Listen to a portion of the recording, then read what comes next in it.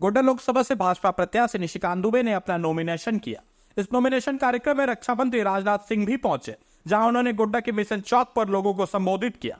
सुनिए क्या कहते हैं राजनाथ सिंह। यहाँ पर पहली बार क्या मैंने लंबे समय के बाद किसी सार्वजनिक सभा को संबोधित करने के लिए आप लोगों के सामने खड़ा हुआ। आप लोगों ने तालियां बजाकर स्वागत किया है। मैं भी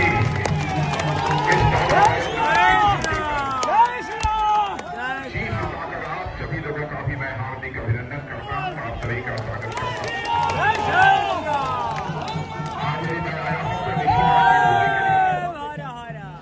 मेरे भाइयों, मैं कहना चाहता हूँ, निशिकांत दुबे जैसा सांसद आपको मिला है, इसके लिए आप सभी बहुत ही सौभाग्यशाली हैं। हाथ नीचे रखो ना यार। निशिकांत जी भारत की संसद में केवल देवघर की समस्याओं को आवाज देने का काम नहीं करते हैं, बल्कि सारे हिंदुस्तान की जो बड़ी बड़ी समस्याएं हैं उनको प्रभावी तरीके से भारत की संसद में आवाज देने का काम कोई काम करता है तो निशिकांत जी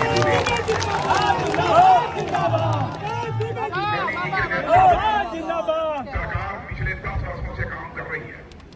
कोई कह सकता है बहुत सारे काम हो गए, कुछ छूट गए, इस सच्चाई को नकारा नहीं जा सकता, लेकिन इस सच्चाई को कोई नकार नहीं सकता है कि अंतर्राष्ट्रीय जगत में मोदी जी के प्रधानमंत्री बनने के बाद भारत का कद ऊंचा हुआ है। मेरे बहन भाइयों, अंतर्राष्ट्रीय मंच पर भारत कुछ बोलता था तो भारत की बातों को जितनी गंभीरता पूर्वक लिया जाना चाहिए नहीं लिया जाता था, लेकिन आज अंतर्राष्ट्रीय मंचों पर भारत कुछ बोलता है तो सारी दुनिया कान खोलकर सुनती है कि भारत बोल क्या रहा है। अर्थव्यवस्था के आकार के मामले में जब डॉक्टर मनमोहन सिंह जी 2004 में प्रधानमंत्री बने थे, उस समय दुनिया में धन दौलत के मामले में हमारा यह भारत दुनिया में 2004 में 11वें स्थान पर था। 10 साल तक कांग्रेस के प्रधानमंत्री डॉक्टर मनमोहन सिंह जी रहे, उसके बावजूद 2014 तक हमारा भारत पूरी दुनिया में धन दौलत के मामले में 11वें स्थान पर ही रहा।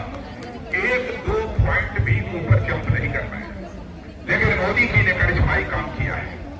और आपको जानकारी शायद होगी कि 10 वर्षों के अंदर हमारा यह भारत जो दुनिया के देशों में धन दौलत के मामले में 11वें स्थान पर रहा था, तो जंप लेकर मेरे बहन भाइयों आज 5वें स्थान पर पहुंच गया।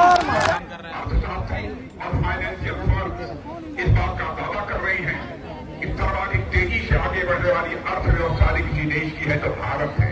यानी सर्वाधिक तेजी से धनवान यदि कोई देश हो रहा है तो भारत है। और उनका कहना है कि भारत जिस तेजी से आगे बढ़ रहा है वह दिन दूर नहीं है, 2.5-3 साल के बाद ही यानी 2027 आते आते हमारा भारत दुनिया के देशों में धन दौलत के मामले में तीसरे स्थान पर आकर खड़ा हो जाएगा। अमेरिका और चीन के बाद तीसरा देश इस दुनिया में कोई होगा तो हमारा भारत होगा। बहन भाइयों, ये हम लोगों के लिए बड़ी गर्व की बात है।